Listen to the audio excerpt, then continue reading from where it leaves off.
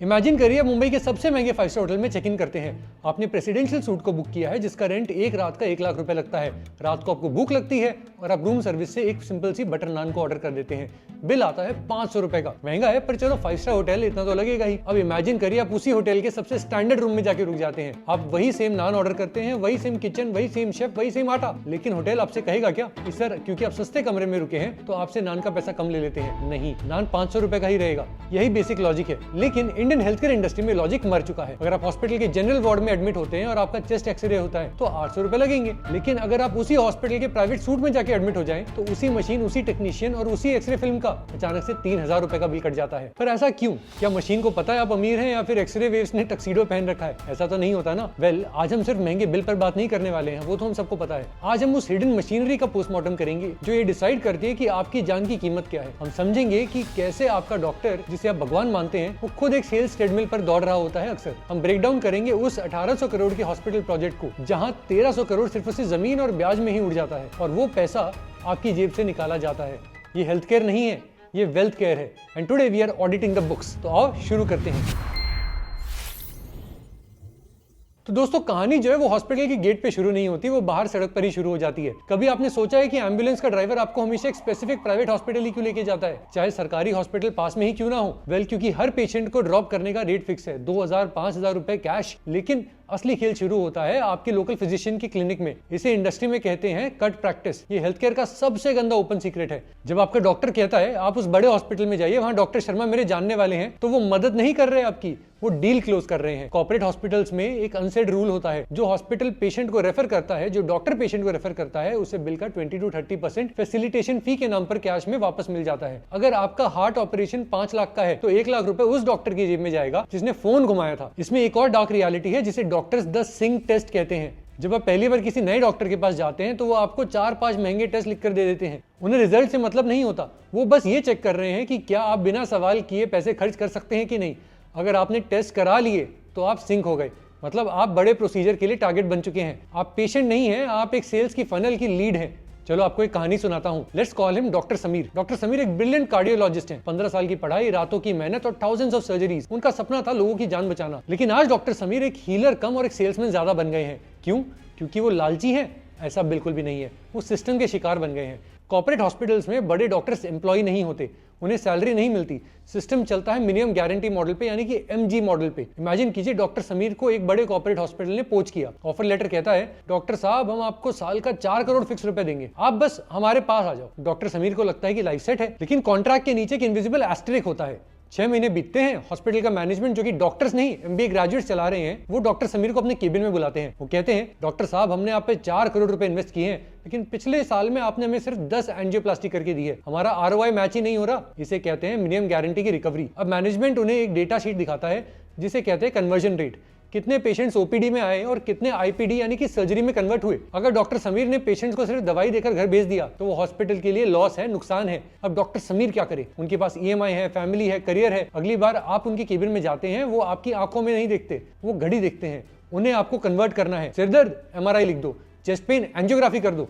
ये डॉक्टर की इच्छा नहीं है, ये उस सेल्स टारगेट का प्रेशर है जो उन्हें मजबूर कर रहा है। डॉक्टर सिस्टम का विलन नहीं है, वो सिस्टम का सबसे महंगा विक्टिम है। तो चलो अब जरा हम चलते हैं ऑपरेशन थिएटर के अंदर, जहां मेडिकल नेसेसिटी और फाइनेंशियल टारगेट के बीच में लाइन मिट चुकी है। सबसे बड़ा स्कैम होता है चाइल्ड बर्थ में। WHO कहता है कि सी सेक्शन डिलीवरीज 10-15% होनी चाहिए, लेकिन इंडिया के प्राइवेट हॉस्पिटल्स में ये रेट 60-80% तक चले जाता है कुछ डेटा सोर्सेज के हिसाब से। डॉक्टर्स अक्सर परिवार को डराते हैं, बच्चे के गले में नस फंस जाएगी या पानी कम हो गया है। रियलिटी ये टाइम मैनेजमेंट होता है। अक्सर नॉर्मल डिलीवरी में 12 से 16 घंटे लगते हैं, बेड ऑक्यूपाई करना पड़ता है, डॉक्टर को रात भर जागना भी पड़ता है। बिल बनता है 50,000 रुपए, लेकिन सी सेक्शन में सिर्फ 45 मिनट्स के अंदर काम हो जाता है। बिल बनता है 1.5 लाख रुपए का। हॉस्पिटल का लॉजिक बहुत सिंपल है, हम एक बेड पर 12 घंटे में एक पेशेंट का ट्रीटमेंट क्यों कर रहे हैं? हम 10 सी सेक्शन करके कन्वेयर बेल्ट की तरह नोट भी तो छाप सकते हैं। लेकिन बात सिर्फ डिलीवरी तक सीमित नहीं है। ग्रामीण भारत यानी कि रूरल इंडिया में एक और भयानक ट्रेंड चल रहा है जिसे बोलते हैं हिस्टेरेक्टोमी स्कैम। हजारों गरीब महिलाओं की यूट्रस यानी कि बच्चेदानी निकाल दिए गए हैं, सिर्फ इसलिए ताकि हॉस्पिटल्स गवर्नमेंट इंश्योरेंस स्कीम से पैसा क्लेम कर सके। माइनर इन्फेक्शन होने पर भी डॉक्टर ने कहा कैंसर का डर है, निकालना पड़ेगा। जवान औरतों को बिना वजह मेनोपॉज में ढकेल दिया गया, सिर्फ कुछ 1000 रुपए के लिए, और ऐसी न्यूज भरी पड़ी अखबारों में। हार्ट स्टेंट्स का भी यही हाल है। पेशेंट्स को गोल्डन आवर के नाम पे डराया जाता है। और हेल्दी आर्टरीज में भी स्टेंट डाल दिए जाते हैं। डॉक्टर्स के केबिन में डेली सुबह एक डैशबोर्ड आता है, उसमें पेशेंट हेल्थ नहीं लिखा होता, रेवेन्यू पर ऑक्यूपाइड बेड लिखा होता है। तो अब बताओ, क्या आपने कभी ये सोचा है कि हॉस्पिटल का लॉबी किसी 5 स्टार होटल जैसा क्यों दिखता है? Marble flooring, fancy chandeliers, piano music, ये सिर्फ दिखावा नहीं है, ये एक फाइनेंशियल स्ट्रैटेजी है। लेकिन इस चक्कर में हॉस्पिटल इकोनॉमिक्स का मर्डर हो गया है। हमने इंडस्ट्री का डीप डेटा एनालाइज किया। आज अगर आप गुड़गांव, मुंबई या बैंगलोर के प्राइम लोकेशंस पर एक 500 बेड का कॉर्पोरेट हॉस्पिटल बनाना चाहते हैं तो खर्चा कितना आता है? रफली 1800 से 2000 करोड़ रुपए। अब ध्यान से सुनिए कि ये पैसा कहां जाता है। सबसे पहले लैंड कॉस्ट आता है। प्राइम लोकेशन पर 3 से 4 एकड़ की जमीन का कॉस्ट ही कितने 100 करोड़ आ जाएगा। फिर आता है डेड टाइम। इंडिया में जमीन खरीदना आसान नहीं है, लिटिगेशन होगा, परमिशन चाहिए होगी, ब्राइब्स देनी पड़ती है, डिलेज भी होते हैं, जमीन भी 3-4 साल तक खाली रहती है। उस 800 से 1000 करोड़ पर 10% का ब्याज लग रहा है तो 3 से 4 साल में आपका इंटरेस्ट ही बन जाता है 250 से 500 करोड़ का। तो हॉस्पिटल की एक ईंट रखने से पहले प्रोजेक्ट का कॉस्ट ऑलरेडी 1300 से 1400 करोड़ का बन चुका होता है। असली हॉस्पिटल यानी कि building, MRI machines, operation theatres, beds, वो तो बाकी बचे 500 करोड़ में बनेंगे। सोचिए, 70% पैसा तो रियल एस्टेट और इंटरेस्ट कॉस्ट में ही चला गया।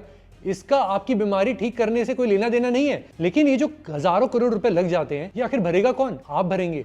जब आप एक नॉर्मल वायरल फीवर के लिए 1 लाख रुपए का बिल भरते हैं तो आप दवाई के पैसे नहीं दे रहे हो, आप उस जमीन का ईएमआई भर रहे हो। इसे कहते हैं मॉडल कॉस्ट। हॉस्पिटल का मॉडल ही ऐसा बन चुका है कि वो महंगा होना मजबूरी हो गया है। अगर वो आपसे चार्ज नहीं करेंगे तो वो बैंकरप्ट हो जाएंगे। अब चलो ठीक है, ये बात भी छोड़ते हैं, अब जरा चलते हैं हॉस्पिटल के अंदर। कभी आपने सोचा है कि हॉस्पिटल के अंदर घुसते आपको लॉस सा क्यों फील होता है? एक बुजुर्ग सा पेशेंट आता है, रिसेप्शनिस्ट कहती है पहले आप रजिस्ट्रेशन कराइए ग्राउंड फ्लोर पे, फिर डॉक्टर को दिखाइए 2nd फ्लोर पे, डॉक्टर कहता है कि टीएमटी टेस्ट कराइए 3rd फ्लोर पे, फिर बिलिंग कराओ वापस ग्राउंड फ्लोर पे। फिर एक बीमार आदमी जो कि चल नहीं पा रहा है वो पूरा हॉस्पिटल में पिंग पोंग बॉल की तरह जगह जगह घूमता आपको नजर आएगा। ये स्टुपिडिटी नहीं है, ये स्पेस ऑप्टिमाइजेशन है। जब आर्किटेक्ट को हॉस्पिटल डिजाइन करने को दिया जाता है तो ओनर का ब्रीफ बहुत ही सिंपल होता है। मेरे पास 3 एकड़ की जमीन है, इसमें मुझे 600 बेड फिट करने हैं।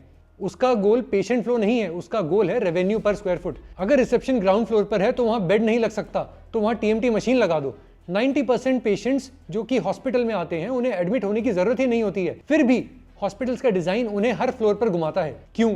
ताकि आप उस माहौल में इतने कंफ्यूज और हेल्पलेस हो जाएं कि आप सवाल पूछना ही बंद कर दें। जितना ज्यादा आप घूमेंगे उतना ज्यादा आपको लगेगा कि बहुत ज्यादा इलाज चल रहा है। अब आते हैं चलो इसी बात पे उस जगह पर जहां हॉस्पिटल का असली मुनाफा बनता है। डॉक्टर की फीस, वो तो शायद हॉस्पिटल के लिए लॉस मेकिंग है। असली खजाना छुपा है कंज्यूमेबल्स में, मतलब ग्लव्स, सिरिंजेस, कैन्यूलाज, मास्क। एक बार आप एडमिट हो गए तो आप कैप्टिव कंज्यूमर बन जाते हैं। आप पीवीआर सिनेमा में हैं जहां पे आपके नाम से पॉपकॉर्न पे पॉपकॉर्न आ रहा है। हॉस्पिटल कहता है बाहर की दवाई अलाउड नहीं है, सेफ्टी इशू है। सेफ्टी या फिर मोनोपोली? डेटा देखिए आप। एनपीपीए जो कि सरकार की बॉडी है, उसने जब हॉस्पिटल्स पर रेड मारी तो उन्हें शॉकिंग डेटा मिला। सिरिंजेस का डिस्ट्रीब्यूटर का प्राइस है 2 रुपए 40 पैसे, लेकिन हॉस्पिटल एमआरपी लगा रहा है 18 से 20 रुपए का, यानी 700% का प्रॉफिट। कैनुलास का जो परचेज प्राइस है वो 9 रुपए है, लेकिन प्राइस लगाया जा रहा है 100 रुपए से ऊपर। और ओवरऑल कंज्यूमेबल्स के ऊपर मार्जिन 1737% तक ऊपर देखे गए हैं। ये 10 रुपए की चीज 200 रुपए में बेची क्यों जा रही है?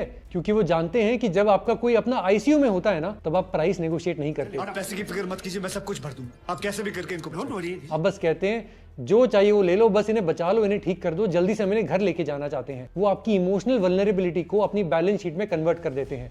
ग्लव्स और सिरिंजेस तो चलो फिर भी छुट्टा पैसा है, असली डकैती होती है प्रेस्क्रिप्शन पैड के ऊपर। आपने कभी सोचा है कि डॉक्टर की हैंडराइटिंग इतनी खराब क्यों होती है? शायद इसलिए ताकि आप पढ़ ही ना सके कि वहां लिखा क्या है। कई बार डॉक्टर ब्रांड नेम लिखते हैं। पैरासिटामोल का जेनरिक पत्ता 5 रुपए का आता है, लेकिन ब्रांडेड पत्ता 50 रुपए का आएगा। सेम सॉल्ट, सेम फॉर्मूला, असर भी सेम, फर्क सिर्फ होता है 10 गुना प्राइस का। डॉक्टर जेनरिक्स क्यों नहीं लिखते? क्योंकि जेनरिक कंपनी शायद उस डॉक्टर को स्विट्जरलैंड की ट्रिप स्पॉन्सर नहीं करती। हर बार तो वैसे भी ये सब नहीं होता, पर हमने न्यूज में ऐसी काफी कहानियां सुनी हुई है। वो डॉक्टर के घर का फर्नीचर चेंज करवा देती हैं। कई बार एजुकेशनल कॉन्फ्रेंसेस के नाम पे उन्हें घुमा फिरा के ले आती है। कंपनी कहती है डॉक्टर साहब बाली में कॉन्फ्रेंस है, फ्लाइट और 5 स्टार स्टे हमारी तरफ से, बस आपको हमारी एंटीबायोटिक्स के 500 यूनिट लिखने होंगे। एक और बड़ा लूप होल है बाय द वे, न्यूट्रास्यूटिकल्स यानी सप्लीमेंट्स। तो देखो दवाइयों के दाम पर तो सरकार ने फिर भी काफी कंट्रोल लगा रखे हैं, लेकिन विटामिन, प्रोटीन पाउडर्स और सप्लीमेंट्स, उन पे कोई कंट्रोल नहीं है। इसलिए जब आप बीमार पड़ते हैं तो दवाइयों से लंबी लिस्ट आजकल मल्टीविटामिन की होती है। ये 200-300 रुपए की जो बॉटल्स होती हैं, इन पर हॉस्पिटल और डॉक्टर्स बड़े बड़े मार्जिन कमाते हैं। और अगर आप स्मार्ट बन के डॉक्टर से बोलते कि सर आप जेनरिक दवाई लिख दो, तो हॉस्पिटल की फार्मेसी बोलती है कि हमारे पास स्टॉक में ही नहीं है। हॉस्पिटल ने सिस्टम ही ऐसा बना रखा है कि आप बाहर से दवाई ले ही ना पाओ और अंदर सस्ती दवाई मिलेगी नहीं, और कैप्टिव कंज्यूमर पिसता रहेगा।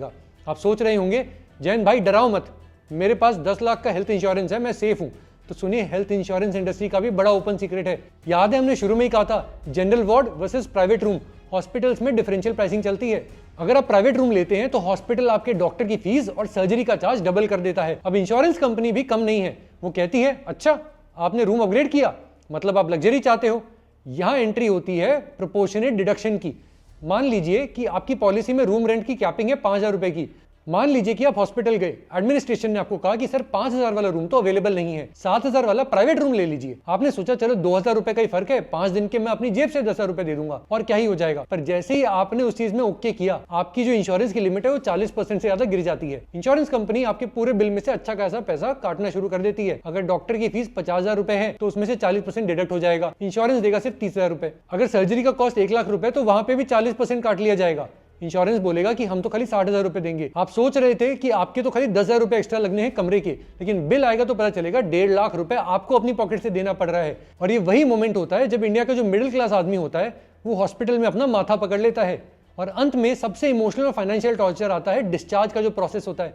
क्या आपने कभी नोटिस किया है कि डॉक्टर सुबह 10 बजे बोलते हैं कि you are fit to go, लेकिन आपको डिस्चार्ज होते होते शाम के 6 क्यों बज जाते हैं? आप रिसेप्शन पर घूम रहे हैं और वो कहते हैं कि इंश्योरेंस अप्रूवल नहीं आया है, बिलिंग की फाइल बन रही है। ये इनकम्पिटेंस नहीं है, ये एक स्ट्रैटेजी है। हॉस्पिटल्स में हाफ डे के चार्जेस अलग होते हैं। अगर आपका डिस्चार्ज दोपहर के 12 बजे के बाद होता है तो हॉस्पिटल आपसे आधे दिन का रूम रेंट और नर्सिंग चार्ज और वसूल लेता है। वो फाइल को जानबूझकर स्लो घुमाते हैं ताकि घड़ी की सुई 12 कैसे भी पार कर दे। और अगर इलाज के दौरान पेशेंट की मौत हो जाए, जो कि खुदा ना खास्ता कभी किसी के साथ ना हो, तब हॉस्पिटल अपने असली रंग दिखाते हैं। डेड बॉडी डिटेंशन ये इलीगल है। हाईकोर्ट ने बार बार कहा है कि आप बॉडी को बिल रिकवरी के लिए हॉस्टेज नहीं बना सकते, लेकिन हॉस्पिटल्स करते क्या है, वो सिक्योरिटी गार्ड्स को मॉक के बाहर खड़ा कर देते हैं।